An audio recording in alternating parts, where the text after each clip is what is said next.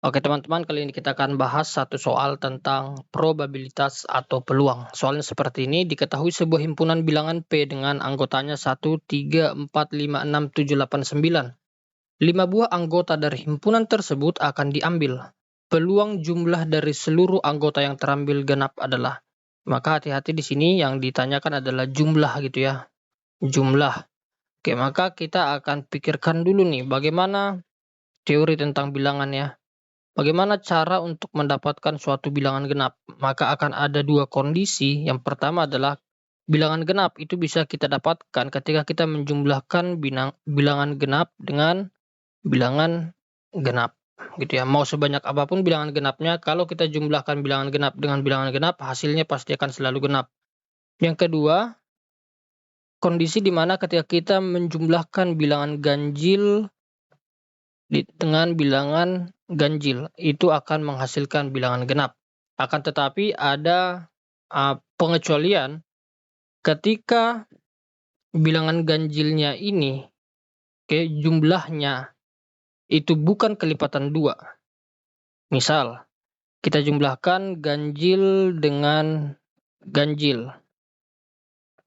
Nah, ini akan menghasilkan genap. Kalau kita jumlahkan lagi dengan ganjil, dia akan kembali ganjil. Kalau kita jumlahkan lagi dengan ganjil, dia akan menjadi genap. Jadi, banyaknya bilangan yang dijumlahkan itu haruslah kelipatan 2 gitu ya. Jadi, contoh nyatanya kalau kita jumlahkan misalkan 3 ditambah 3, dia menjadi 6, bilangan genap. Kalau kita tambahkan 3 lagi, dia menjadi ganjil. Kalau kita tambahkan 3 lagi, dia menjadi genap gitu ya. Jadi, banyaknya bilangan yang dijumlahkan itu harus kelipatan 2. Misalkan 2 atau 4 gitu ya, dia baru menghasilkan genap. Kalau hanya ada 3 bilangan ganjil, maka dia akan menghasilkan ganjil gitu ya. Jadi dia harus berulang dengan kelipatan 2. Oke, itu adalah dua kondisi. Kemudian karena anggota P itu ada 8 anggota ya. 8 anggota, 1, 3, 4, 5, 6, 7, 8, 9. Ada 8 anggota. Di mana yang genap itu ada 4, 6, 8. Berarti ada 3 anggota. Kemudian yang ganjilnya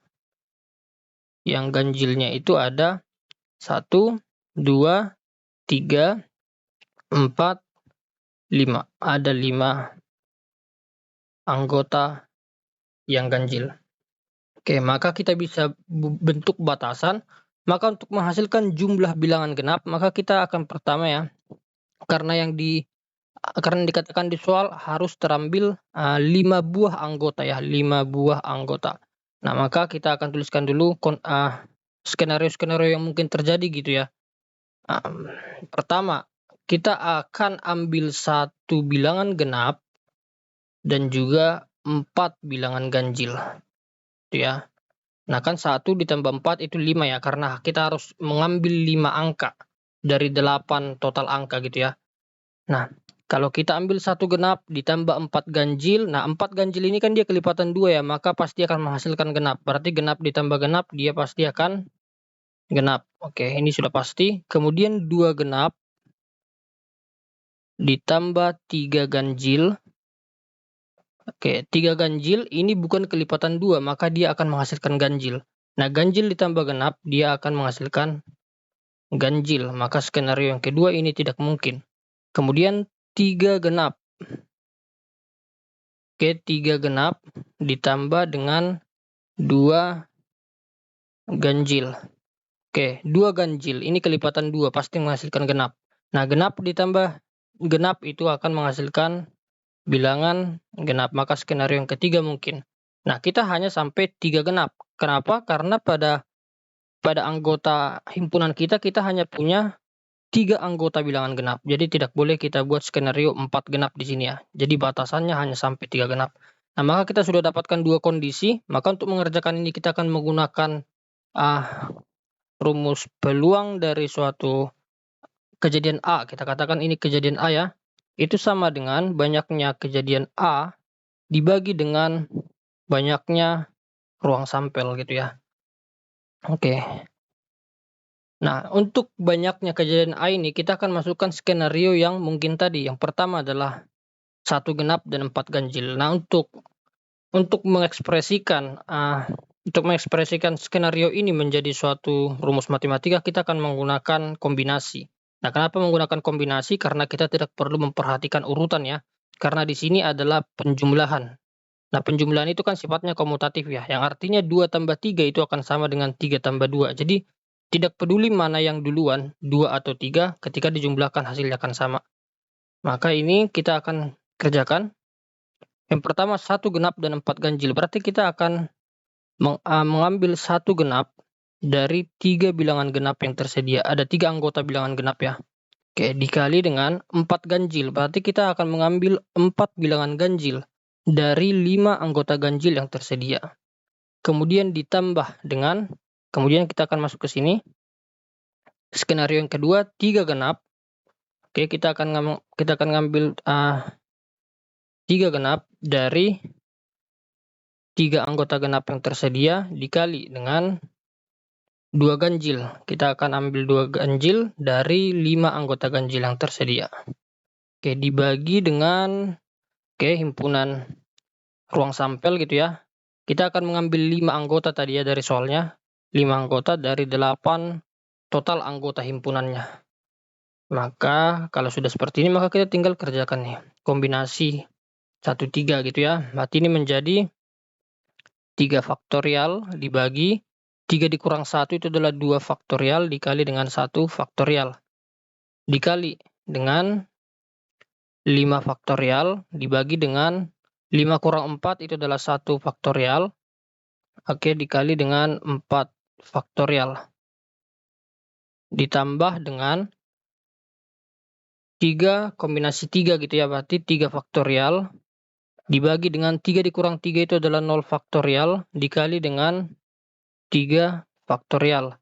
Dikali dengan 5 faktorial dibagi dengan 5 dikurang 2 itu adalah 3 faktorial dikali dengan 2 faktorial.